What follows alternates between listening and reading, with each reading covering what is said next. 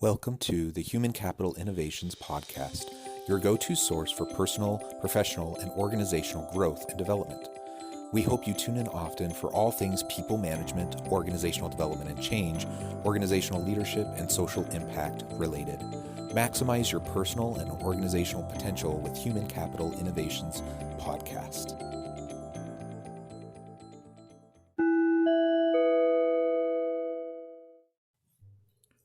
Welcome to the Human Capital Innovations Podcast. In this HCI Podcast episode, I share a recent article that I wrote with Dr. Maureen Andrade, HCI Research Associate, where we examine the impacts of COVID-19 on the global economy, the role of disruptive technologies on the shifting nature of work, and how COVID-19 is accelerating us towards the shift to virtual labor.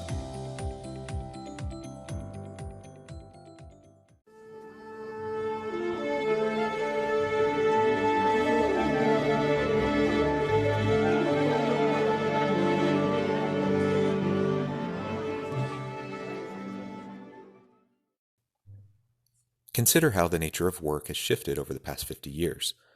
With increased globalization, rapid technological advancement, and a shift in economic composition, the average jobs today look very little like the average jobs of 50 years ago.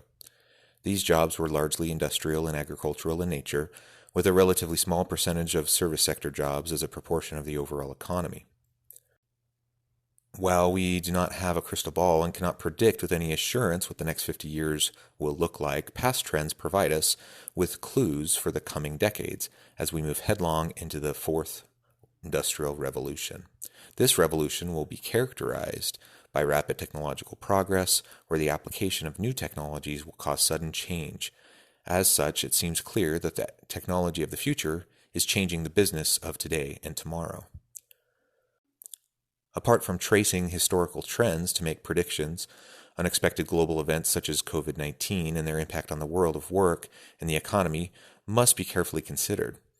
Such events may accelerate current trends or establish new directions.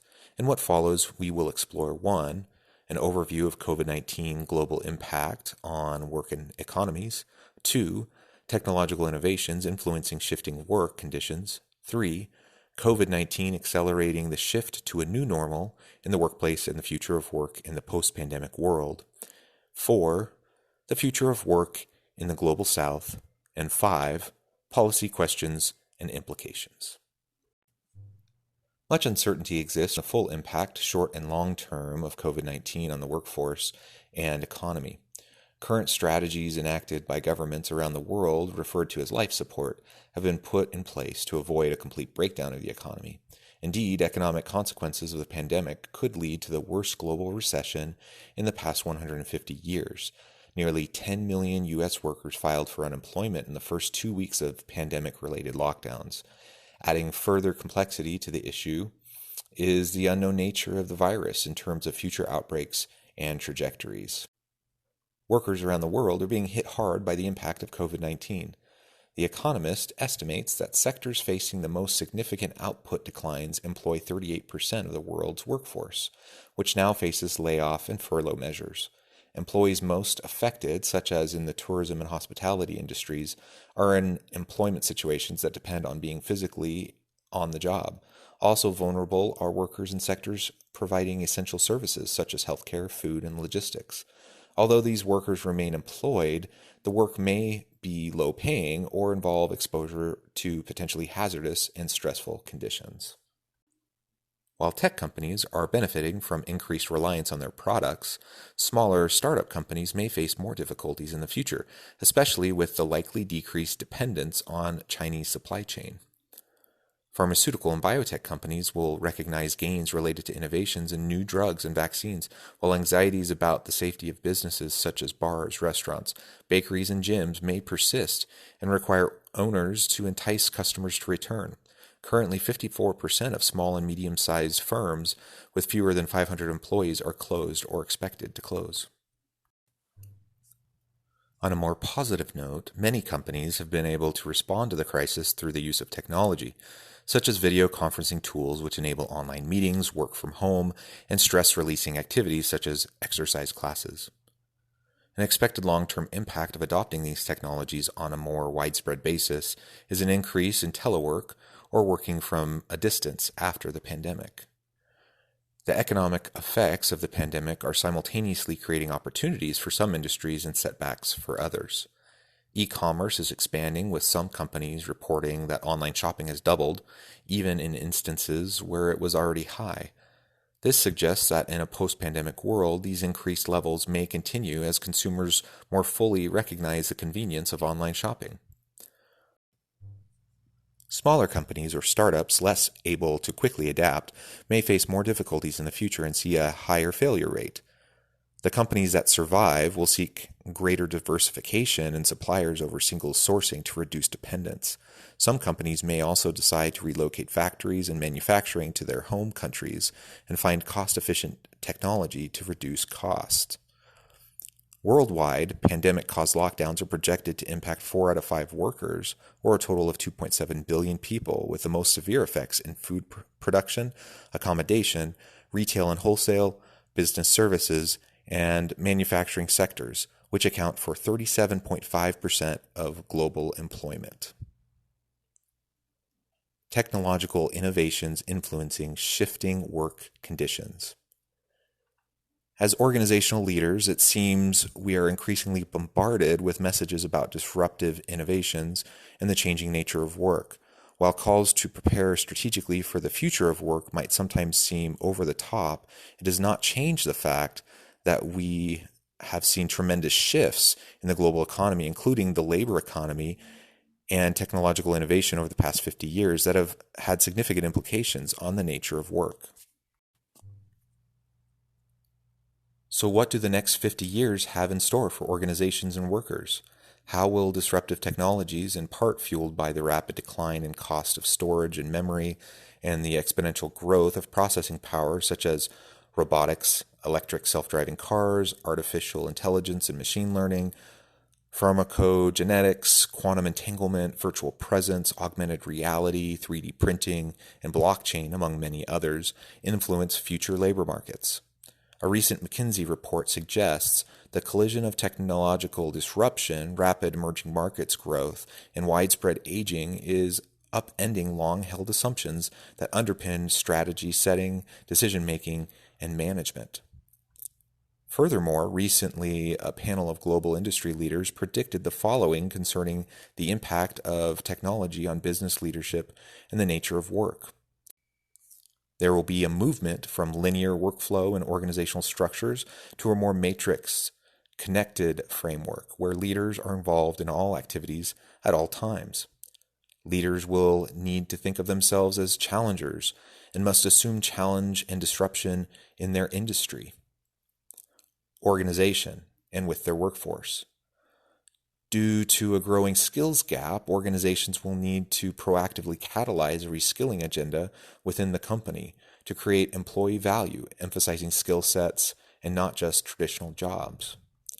There will need to be a renewed focus on lifelong learning to attract and retain the best talent. Additionally, organizations will need to explore other untapped labor markets with a focus on inclusivity and diversity. There will be a massive displacement of jobs. PricewaterhouseCoopers, for example, projects that 40% of jobs will be replaced or displaced in the next 15 years, particularly low-skilled and financial service sector jobs. There will be a hyper-competitive hunt for talent in a new robotic and automated economy where all surviving companies will need to evolve into tech companies. As societal values shift, likewise, there will be shifting company responsibilities, with an increased emphasis on corporate social responsibility, social innovation, and broader social impacts of organizational activities. There will be a continually shifting geopolitical landscape towards non-Western countries, the Global South, Asia, Africa, Latin America, that needs to be considered in organizational strategic approaches. Each of these technology-driven trends and drivers is directly influencing the shifting trajectories in what work will look like in the future.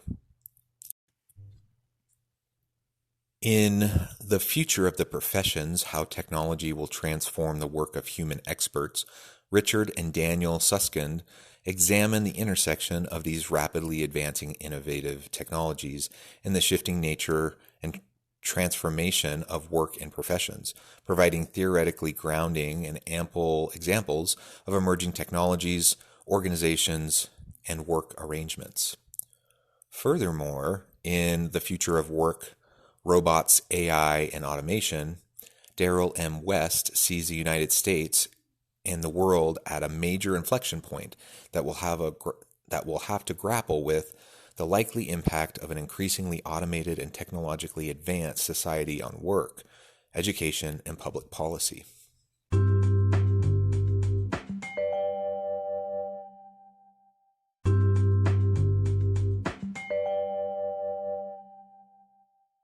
In Rise of the Robots, Technology and the Threat of a Jobless Future, Martin Ford presents an unsettling vision of a future world dominated by artificial intelligence, machine learning, and highly automated industries, where most members of the current workforce find themselves replaced by technology and machines. In other words, a jobless future. Based on recent economic and innovation trends, Ford argues that the rapid technological advancement will ultimately result in a fundamental restructuring of corporations, governments, and even entire societies. As middle-class jobs gradually disappear, economic mobility evaporates, and wealth is increasingly concentrated among the elite super-rich. This vision of the future is in stark contrast to those shared by experts in a recent Pew report, who generally hold to a more optimistic view of the next 50 years of digital life. In Gigged, The End of the Job and the Future of Work, Sarah Kessler examines the shifting psychological contract between organizations and workers, discusses trends in the organization of work, and documents the movement in recent decades away from traditional employment models and towards part-time work and contingent employment arrangements such as independent contracting and project-based gig work.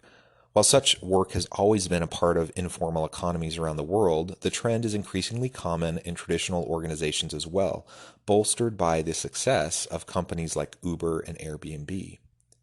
COVID-19 accelerating the shift to a new normal in the workplace and the future of work in the post-pandemic world. Has the COVID-19 global pandemic hastened the shift to a more virtual and contingent workforce?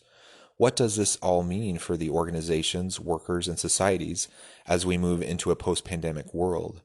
In the future of work, attract new talent, build better leaders, and create a competitive organization, Jacob Morgan argues that the world is changing at an accelerated pace and demonstrates that the way we work today is fundamentally different from how previous generations worked. He suggests that the future of work will be drastically different from what we experience today, a shift from knowledge workers to learning workers, where employees can work anytime and anywhere and can use any number of devices.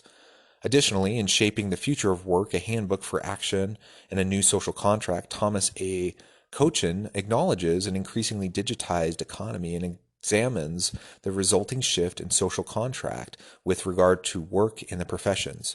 Cochin provides a roadmap for what leaders across contexts need to do to create high-quality jobs and develop strong and successful businesses. In the next 50 years, it's already likely that we will see a continually shifting geopolitical landscape, a push towards a reskilling agenda within organizations to continually leverage the human capital value, and the displacement of jobs and the hunt for talent in a more automated economy. However, due to the impact of COVID-19, there appears to be an increased move towards a mobile and flexible labor force, where continued technological advancements will disrupt traditional organizational models and shift the very nature of work and professions. The future of work in the Global South, Asia, Africa, and Latin America. Although technological advances are sometimes viewed with fear, specifically that technology will replace jobs, technology has created new types of work that were formerly not even imagined. As we have seen with the response to COVID-19 in terms of rapid technological innovation and adoption to facilitate working from home, technology can enable global, flexible, and independent work, and in particular in the Global South. However, the impact of technological changes may be uneven, displacing some individuals while creating jobs for others. The future of work in the global south is closely tied to technological innovation, but as these innovations evolve, attention must be paid to policies that protect workers and provide for education and training to help those workers develop the needed skills. The three areas discussed are based on research studies specific to the Global South, examining digital work and its impact in developing countries. For the Global South, new digital technologies may offer greater flexibility in work and expansion beyond local job markets. One such trend is the implementation of online gig platforms in lower-income countries. Gig platforms match employees with employers on a temporary basis to fill needs for data entry, graphic design, writing, or other tasks. These online marketplaces potentially address issues such as global disparities in labor supply and demand, low wages and unemployment, and offer benefits such as autonomy. However, policies are needed to protect workers from long hours, insecurity, and discrimination. Little evidence indicates that effectiveness of gig work as a national strategy for economic improvement, even though workers themselves report that it provides a primary source of income. Another practice with the potential to improve conditions in the Global South is global digital labor platforms, where sellers can offer freelance labor to a global market. However, supply has tended to outstrip demand, resulting in greater regulation to address discriminatory and exploitive practices. Such platforms offer outsourcing and offshoring opportunities. However, the increase in rules and regulations by platform providers is somewhat limiting the original aim of facilitation. Potential job loss due to automation is an ongoing concern and indicates how technology can enable greater flexibility, work opportunities, and opportunities for some while displacing others. In India, for example, increased automation is expected to impact unskilled and low-skilled workers significantly. This leads to a dilemma for policy and decision makers in terms of upgrading technology to increase productivity while simultaneously finding ways to protect workers, such as reskilling. In summary, technological change impacts countries and the workers within them in different ways, necessitating ongoing innovation, education to ensure people have needed skills, regulation, and appropriate policy. This is particularly true in the Global South, where though technology is enabling the expansion of work opportunities and better work conditions, the outcomes are mixed. Policy questions and implications. So what does this all mean for corporate and government leaders?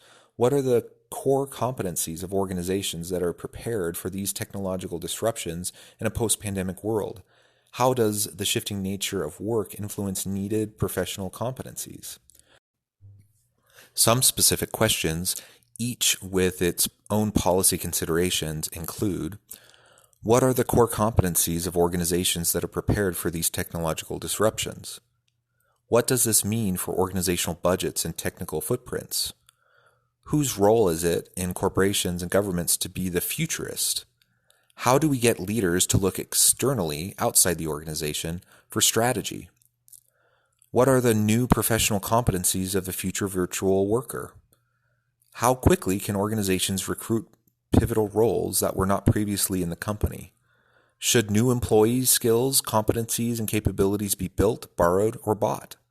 How can organizations provide balanced risk management and a heightened pace of change? The Pew report on our digital future also highlights related public policy areas that may be of concern as we move into an uncertain future. These include creating a fair and equitable digital future around public policy and regulation, the technology-enhanced disruption of existing social and political structures, privacy rights, and issues connected to the environmental degradation of the earth. Regardless of what the future holds, increasingly leaders need to be socially minded, data-driven, decisive, champions of talent, and disruptors. These are questions leaders need to be asking and discussions we need to be having now so that we are prepared for the future of work, and particularly for the unexpected, disruptive global events.